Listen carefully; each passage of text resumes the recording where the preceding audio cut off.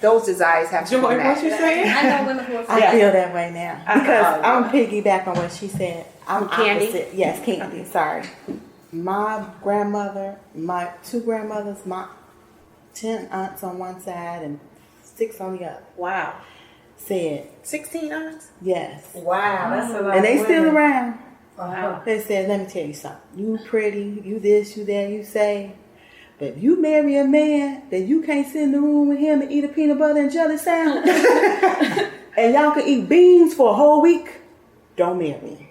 And it's stuck with me. It's still with me. And that belief is what? Is it based on the financial? It's financial because he could be all the way up here, and if it crashes, can you still stay with him? Yeah. Because it's more to material things, even though came from a well-to-do family.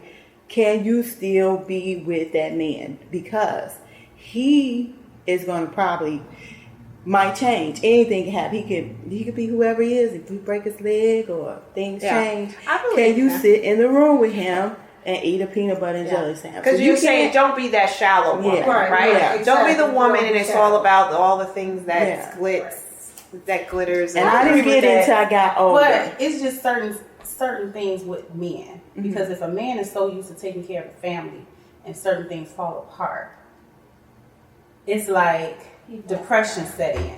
So you dealing with not just y'all eating peanut butter and jelly sandwiches, but you dealing with overall how you have to try to build this man back up. I have, and it wasn't me, but it was 2 instances with ladies at my job. This happened. They were older women, and they men that happened.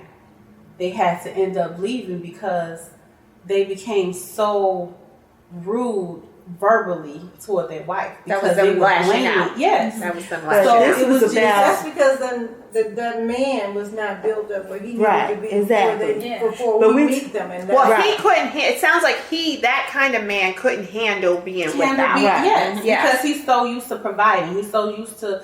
And with both women, I used to really like their husbands. I'm like, oh, he's, called him like, hey, so-and-so. So his identity was tied, though, to his income. Right. Yes. Right. That's what I feel. But they didn't see that because, of course, all they see is just he loves, and he loves it. He rubs my feet, and he does this, and he But take it back. It's not about him. We talking about yourself. Can you? They didn't say can he. Can you worry about yourself first? Mm-hmm. Can you meet a man that if something happens, can you? So if he's whole and he's fine and he's figuring it out, and you're without, so it's kind of like the whole downsizing. Yeah. At what point is it appropriate? Can you live in a downsized situation, whether it's by choice or by default? Right. Can you still survive in that shallow? So I'm going to share this, and a friend of mine, I'll share this along those same lines. I love this friend dearly, very close friend. We're like sisters, went to college together. Mm-hmm. Beautiful woman, absolutely beautiful, dated a lot of men, even when we were in college, that were older, successful. They had the package. They looked good. They had great white-collar corporate jobs, drove really great cars. She's beautiful. A lot of the men she dated, they were seeming to be the match. She gets to grad school and she ends up meeting she breaks up with the college kind of guys, even though they were older. She gets to grad school. She meets 2 different guys she's dating. One, corporate international finance guy, tons of money, traveling all over. The other comes from a single parent household. He's a hard worker. He wants to become an entrepreneur, build up his business. His duck ain't that long. International guy, they both propose. Mm-hmm. Oh my. International guy has a Tiffany ring. Blue box, beautiful, she's wild. The other guy, not so much, but he's in love. Who do you love? I love the broke guy, the entrepreneur guy, but I am used to, because I grew up middle class, I'm used to traveling, I'm used to nice cars, fine things, I'm liking this guy. So I say to her, this girlfriend, what happens, you marry the international guy, I get the Tiffany box, I get it. You marry him, He breaks his leg. He becomes an invalid. He can't work no more. There goes all the shit that you were talking about you were going to do. I said, because I can't believe that you're my friend and you're this shallow. Like, this is me saying this to her. She thinks about it. I said, well, you should go with the guy who loves you. Because you love him and he loves you. Mm-hmm. I'm not in on it, her final decision. All I know is she decides to marry the entrepreneur guy. But it depends on, it's like, how does that guy make you feel? Okay, but she was in love with the entrepreneur guy, right? The other guy, she liked all the bells and whistles, right? It's a real story. She marries the guy, the entrepreneur guy, but he never reaches his full potential. Mm. In her mind, he was I'm going to go the entrepreneur route. I'm not going to be shallow. I'm going to go the entrepreneur route. He never reaches it, but there are so many hiccups financially along the way. It is killing her. To the point where she's working, they do this commuter marriage thing. She's out of state, they have a child. It's difficult. And me, her friend, I come back and I say, this is being honest. I told you the wrong thing. Mm-mm. Well, hear me out. Because she could not handle him being broke. Mm-hmm. She could not handle him being poor. It goes back to what Joy's saying about the aunts. She couldn't. I'm not saying me. I'm not saying anybody in here. Mm-hmm. She could not handle it. And I don't necessarily know what would have happened if she married the international guy. But I think I should have just kept my mouth shut and let her choose. I felt guilty for a really long time, but she wasn't me. And I put on all of my energies and how women do. Yes, how I would have handled it. Even the name calling of being shallow, I would have been able to deal with it. I grew up poor. I can live rich. I can live poor. I can make it work with the peanut butter and jelly. Mm-hmm. She could not. She was used to traveling. She was used to fine cars. She was used to dinners. And they weren't doing none of that from the get. Mm-hmm. Wow. And, I don't know. And I'm not saying it even ended well. But I think she would have had a better life. It would have all balanced out had she gotten with an international guy. It would all balance out. That's what I think. Had she known. But I don't know. You don't know. But I should have, like Elle said, shut up. I kept my mouth. Well, the thing is, she didn't know what she wanted. She asked you. That was the thing. She didn't know that she wanted a man with finances over a man with. She said it. She said it. She was influenced. Yes, she was. She was influenced by these like poor many of us people. are. She was influenced. Like, you can't be a middle class or a rich chick and then talk to your poor friends, and because it's relative. It really is relative. Yes. Pinterest was saying, I grew up middle class. I didn't grow. I know what it's like to eat mayonnaise sandwiches. But you may not. So your choice of men, my standards are different now because of life experiences. Right. But you are different. I mean, and your makeup could be. Do I feel like that's being bougie or shallow? I don't know.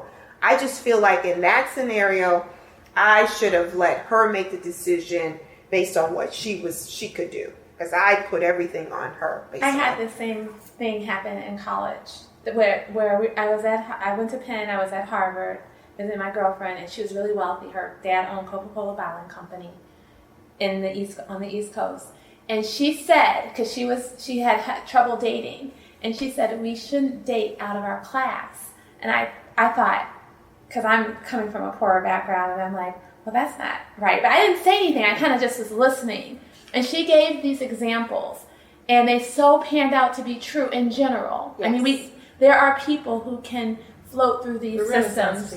But it's not standard. But you have to know that you're a Renaissance person. You do, and you have to. It's just not. It's so. What happens is that we really have a difficult time dating outside of our class. And she should. And I think we're in middle that class, case, we should stay. She should have stayed with middle class. I think knowing her, because we're really close, she would have been much happier. Now, whether they say marry forever, I don't know. But she did not do well in a lower class. Right. I'm her. You're her. So you married a lower class? That Neil. Uh-huh. Yes. I tried. I thought I turned it out. Yeah, I tried. I'm that girl. I'm that girl. Uh-huh. That totally. I'm that girl. Dated down, yeah. On the other side of On the the tracks. side. Mm-hmm. So I think the lesson, depending on what stage or how old the young lady is and who she is and how she can rebound, that doesn't necessarily have to be the be all end all. No. It's just on how you can rebound from your situation. I understand that now at this age now, when I was 20, I wouldn't be able to relate. But if that's the cards that she was dealt, That's what she chose. right? Yeah. Well, that's what she chose, Yeah. and by you being a friend, she still had to make the decision. Yeah. I mean, I get that. I mean, we were right, 20 right. in our 20s. But I get that. if she wants to be happy with that man, we as people have to find a way to be happy within our situation. How do we get the glory how do we make lemonade out of lemons? Basically, when we were dealt lemons. No, well, what happens when you are the one that created the lemon tree in your backyard? What if you don't know how to make lemonade? Well, that to me is a little easier because you can seek help. How do I make lemonade out of these lemons? There's plenty of people. I'm sorry. No, go ahead. There's plenty of people that are willing and wanting to help all of us reach our potential happiness. A lot of times as people, we don't want to reach out and let people know that we're not happy. Well, a lot of people don't even know what their happiness mark is. And so that's why it goes back to me. If we were 20 in our 20s, so we're totally not as wise and the wisdom that we have now. But I also think it's asking yourself the question, how did I get here? Mm-hmm. Because, a lot of not just women, but men too feel like it's everybody else's fault. But if you're that woman that created that situation, that's your lemon tree, you planted the seeds. Now the question is, how do I fix this? How do I make a different choice so that I can be happy? And not longer specific to my friend. I think that she's going to make her choices however she, at this point. But I think that sometimes we can, in the moment, make a shift and change, and sometimes we're stuck. Okay, so that's the juice, everyone. Thank you for joining Talking Shit with LSH and the Baddies. You've just been unleashed. Now go unleash a few more baddies in the world. Peace.